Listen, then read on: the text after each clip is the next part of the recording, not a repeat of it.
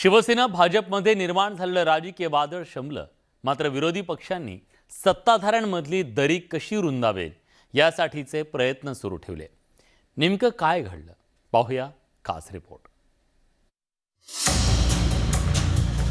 देशात सध्या बिपरजॉय चक्रीवादळाची तर राज्यात जाहिरातीवरून निर्माण झालेल्या राजकीय वादळाची जोरदार चर्चा सुरू आहे।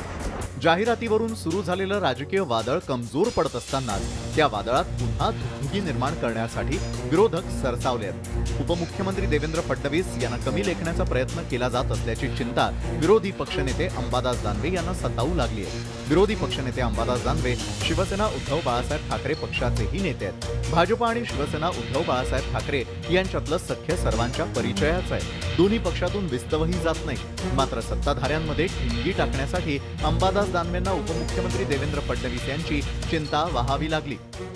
वैचारिक मतभेद निश्चित आमचे सगळ्यांशी आहेतच, त्यांच्याशी पण आहेत, परंतु ज्या पद्धतीने देवेंद्र फडणवीसांना या महाराष्ट्रात कमी दाखवण्याचा प्रयत्न करतो, आम्ही सुद्धा सोबत असताना कधी एवढा प्रयत्न केला नव्हता। एवढं तुमच्या सोबत हातात हात घालून करणारे लोक करतात, याच्याकडे मी लक्ष वेधतो। विरोधी पक्षनेते अंबादास दानवेंना उपमुख्यमंत्री देवेंद्र फडणवीस यांचा आलेला पुळका पाहून तर सत्ताधाऱ्यांना धक्काच बसला, पण हा पुळका येण्यामागचा राजकीय हेतू काही लपलेला नव्हता। त्यामुळे सत्ताधाऱ्यांनीही अंबादास दानवेंना जशास तसं उत्तर दिलं।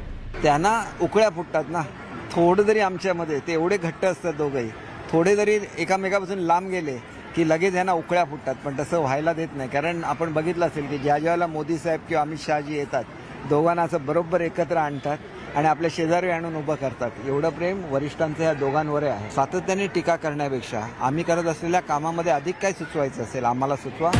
राज्याच्या राजकारणात सध्या सत्ताधारी आणि विरोधकांमधला सौहार्द नाहीसा झालाय। कोणत्याही घटनेचा राजकीय फायदा उठवण्यासाठी दोन्ही बाजूंकडून प्रयत्न केले जातात।